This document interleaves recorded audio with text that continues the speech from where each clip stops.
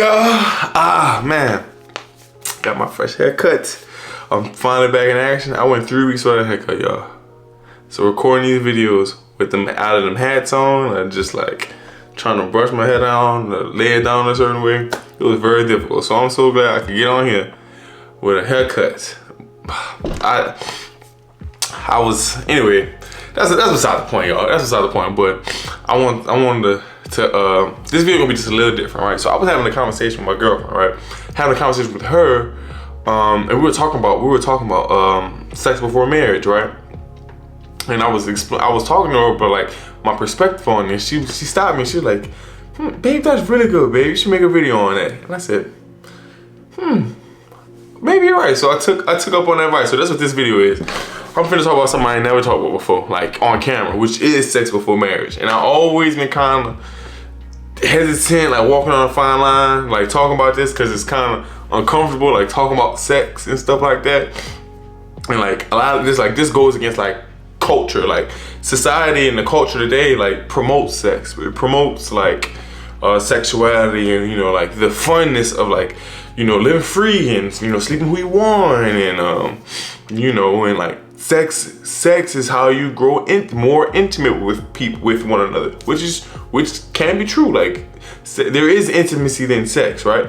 And I think also since that culture like pushes like it doesn't, but I think what culture like misses is like how important sex is, like how sacred that truly is, like, right? Like two people actually like physically coming together as one, and not like just our flesh coming together as one, but like our spirits coming together as one, right? And I wanted to talk about like sex before marriage, right? And like, well, like trying to refrain from not having sex before marriage, like the importance of that, because like that's a serious thing. Like not only, I want to talk about it not only because like why God doesn't want us to have sex before, not because God doesn't want us to have sex, but like why he doesn't want us to have sex before marriage, right? And I wanted to really discuss like the benefits of it. Yes, that's what I want. The benefits of not having sex before marriage, right? So, one of the biggest things for me, right? So, I'm not sure if you guys are familiar with the pastor Miles Monroe, right? But he's a pastor. He's passed away. He was really good, right? And I started watching some of his YouTube videos, right? And I remember after practice one day, I'm watching one of his videos, right? He was talking about, you know, sex before marriage, right? And like, he was talking about lust and things like that, and lust in a marriage. And he said something that was so profound to me. He said, if a couple wants to not struggle with lust within the marriage, right? They must focus on getting self-control over their lust prior to the marriage, right? I'm like, dang, that's like, and I'm like, what do you mean by that, right? So if I'm dating someone, right, and I want to marry them, right? And when we get married somewhere down the line, and if I don't want either of us to struggle with lust, if I don't want to struggle with lust in my marriage, I need to be trying to get myself self-control over my lust in the now, right? Like in the dating phase, right? Because a common mistake is that like, okay, well, once I get married, I'm not gonna struggle with lust no more because it's okay for me to have sex. No, like if you, like all marriages is the title, right? And it's a covenant. So yes, you can have sex. Yes, it's allowed for you to have sex, but you can still struggle with lust. And I'm like, well, how can you struggle with lust if God is allowing you to have sex? And what I'm saying, you can still struggle with lust. You can still struggle with lust because you could be a married man who is a married man who is allowed to have sex with his wife, but still struggle with pornography. Right? You can still struggle with masturbation. You can struggle with infidelity and adultery and all these other things. And that's not because you're a bad person. No, that doesn't make someone who deals with those things isn't a bad person. No, there's someone who struggles with lust, right? And they have lustful desires, right? So even though like they can't have sex, right? What lust does to us, lust wants more. right? Like our lustful desires wants more. So like it starts with one thing, but then we get used to that one thing, that's not good enough, right? Then we want and wants more. Then we get used to that and it wants more and wants more. Like lust never stop. It just keeps growing to where like you see people going like, going to like extreme lengths. Like for example, let's say like a Christian couple. I see this a lot. Like a Christian couple who's like trying to like refrain from that. They're trying to set boundaries, right? They're trying to set boundaries, and it's like, okay, what's the fine line between where we gotta cross, right? Like, what's the fine line? Like, we just can't have sex, right? And we're trying to refrain from sex, but everything before that, it's a green light. So we do everything but have not sex, according to God. Like that's the thinking, right? So okay, so boom, they start dating. It starts hopefully like kiss, right? They start kissing, they're like, okay, that's good. Like we're just gonna kiss, right? And then like they get used to that. So they're like, all right, like God, that wasn't good enough. Let's get more. So now they start tongue kissing. They start making out, like really passionately making out, and they get used to that. But that's not good enough. So now they like start doing other things, like rubbing and touching, and clothes start coming off, right? But they still haven't had sex, and they do that for so long where that's not good enough. Till now they want the sensation of actually having sex, right? And I'm saying like lust always wants more, and even like in marriage, right?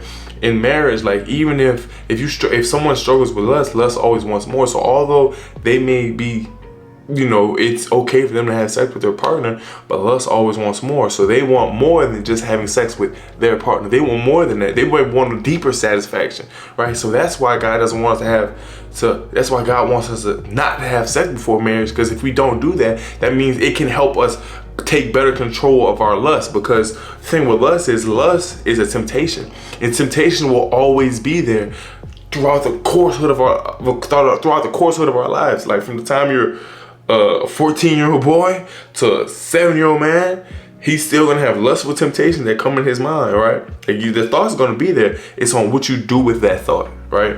Like, do you cast that thought out, or like you gonna sit and ponder on that thought, and you gonna like act on that thought and like start living in that thought? You know what I'm saying? And that's the problem. So that's why God doesn't want us to have sex before marriage.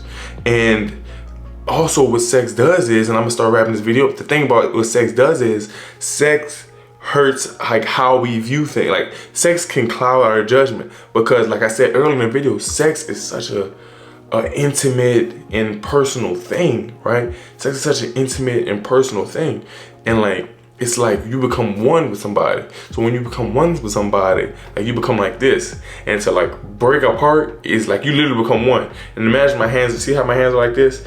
Now imagine like these were actually like stitched together. If I were to rip them apart, like how it would be like so painful. And that's really like you become a soul. Like your souls become tied, and like when you like rip apart, like it is like blood. Like it's like painful, and it's so hard to break apart. So when we're having sex before marriage, if I'm dating somebody and I'm having sex with them, right? The issue with that, like we become like one, right? And like, so like now like we have like this soul tie, right? So even if like, if I'm dating somebody and we have the soul tie and it's like an unhealthy situation or it's toxic or anything like that, right? My vision is clouded. I have a clouded vision, and it's clouded by like this lust and this sexual temptation and desire. And because we're having sex, I can't truly view this person for who they are, right?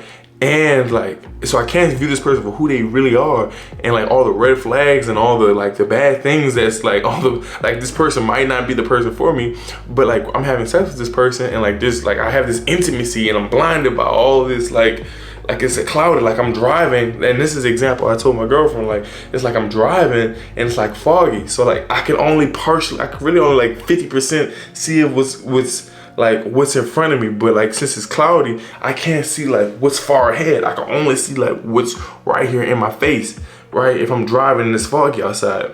But imagine, but like when you're driving, right? But I'm gonna take it on the other hand. But when you are driving, right, and it's a clear sky, not only can I see what's in front of me, I can see what's down the line.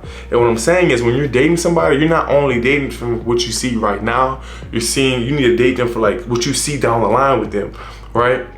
So when you take sex out of the equation, right, and you don't have that like that bond with that sexual bond with them, you can really see them for who they are, right? So you can see those red flags down the line, right? You can see those bumps down the line. You can see like, hold up, it don't look good down there. Like, it might look good right now, but they got some trouble down there. I need to get off this. I need to get off this road, right? but when the vision's cloudy, like I'm standing, like I'm driving, and like it may look good right now. I could partly see, so like things look okay now. Like I could see a little bit. Like nothing looks like it be. You know what I'm saying? Nothing looks like it's in my way until I hit something. Like right? Like it's trouble on the line. Like oh shoot! Like you know what I'm saying? It hits us like a ton of bricks.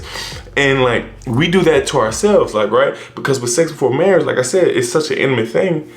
We get ourselves in situations. When you're having sex with somebody before marriage, that can cause you to stay in a toxic, unhealthy relationship that you were never supposed to be in, right? Because if you're never supposed to be in, and you guys aren't actually that compatible with one another, but you guys have this bond and this history and this sexual love for one another, it can prolong you leaving something, right? Because one, you don't want to leave it, and two, you ignored all the red flags leading up to that. So now when you finally hit them red flags, when you finally you ignored all the red flags, so now that you're finally in this point of red flags, shoot, it's too late. You stuck like this, right? And it's too hard to break this apart, and now, but like I said, it's a bumpy road when you're at that point. So now it's hard. Like it's a hard relationship.